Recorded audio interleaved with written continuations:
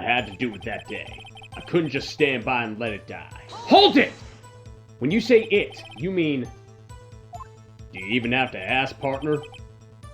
The SL9 incident. 2 years have passed since that case was closed. It was going to completely end with the transfer that day. Not if I have anything to do with it.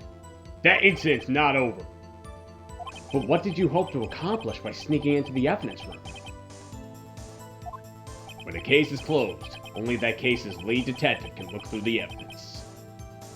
I wanted to have a look at it myself, one more time. No matter what the cost. I don't care what anyone says, partner. That case is mine. But Officer Marshall wasn't in charge of that investigation. Why does he care so much about it? That day was my last chance. That's why I stole the detective's ID and dressed like him. I planned to take out the evidence. Hold it! Why did you disguise yourself as Detective Goodman? If I didn't make it look like Goodman was carrying out the evidence transfer, I'd be arrested for stealing evidence, which wouldn't get me anywhere. So you did to fool the security camera. And the detective's ID card? I stole that the morning of the incident. So that really was why Goodman started filling out that lost time report. I returned his ID card. I left it on the floor in the prosecutor's office parking lot. The ID card I found was left there by Officer Marshall. So essentially, you managed to succeed despite your lack of foresight. What do you mean, partner? I mean the fingerprint-activated lock, of course. No matter how well you disguise yourself, you can't change your fingerprints. Under normal circumstances, you wouldn't have been able to open that locker yourself. But he could because a rubber glove just happened to get stuck in the door. That means Detective Goodman must have opened that locker before Officer Marshall. I wasn't expecting Officer Meekins. I knocked him out. Hold it! You pulled a knife on Officer Meekins and tried to drive him off. Let's just say I was a little surprised. I only planned on being in the evidence room for no more than 5 minutes. I didn't think anyone would actually come in during that short time. Officer Meekins certainly is a one-in-a-million type of person.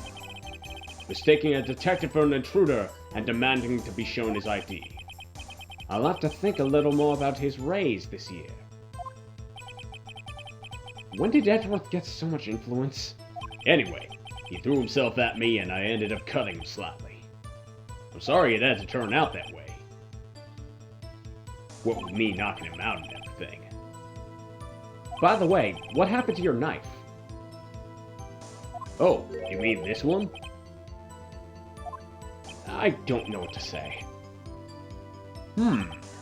So you knocked Officer Meekins out and managed to escape. I knew which areas wouldn't be caught on camera. Hold it!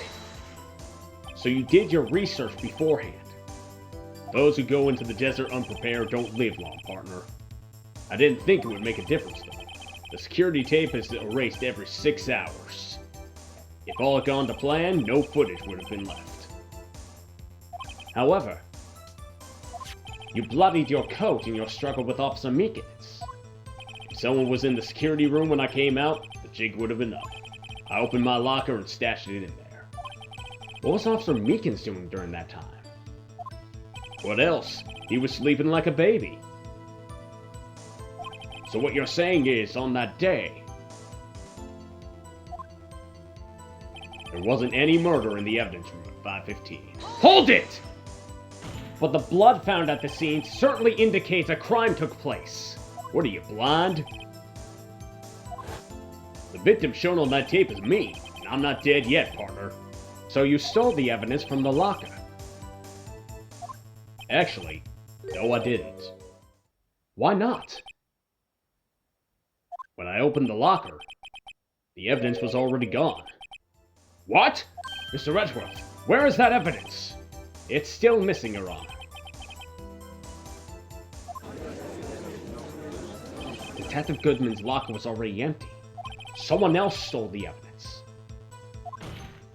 Officer Marshall, may I ask you one thing? Fire away, partner. It's a free country. Just remember, I'm also free to decide whether or not to answer. Why did you do this? Stealing a detective's ID, injuring a police officer? This is no small offense. Moreover, you're an officer yourself. This will have serious consequences. It can't just be forgiven with a simple cut in salary. Not that salary cuts are ever a valid solution. Like I said, this isn't your case. This one's mine. And I'll do anything it takes to get an answer I'm satisfied with. The witness has an unusual amount of zeal. Let's hear more. I can't just forget the SL9 incident. You know why. Objection! Officer Marshall, I think I understand. I think I know why you care so much about the SL9 incident. Sounds like you've been sipping too much cactus juice, partner.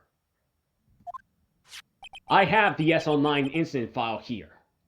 The name Marshall is mentioned in here.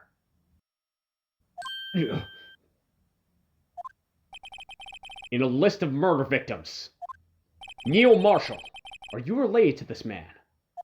Neil Marshall? Yeah, I'm sure you heard the name. 2 years ago. He received the same lousy prosecutor award you got. What? A prosecutor? He must be talking about the King of Prosecutors Award. Now I remember.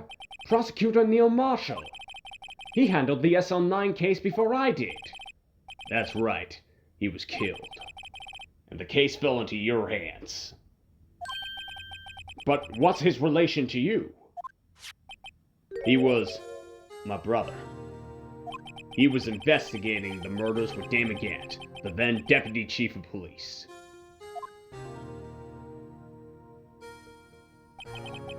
The group of detectives I was part of worked under them.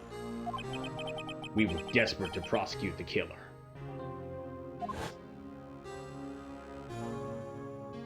Joe Dark. My brother fought Dark and was killed. That was the first time Dark left behind any evidence. That was all we needed. He was arraigned and incarcerated. The case was finally closed. At least according to the public records. What do you mean? My brother couldn't have been killed by Joe Dark. I knew my brother better than anyone. No one could have beaten him in a fight. And that's it? That's your reason for your insane actions? There's more to my brother's death than what the records say. No matter how much you try to hide it, you can't fool me.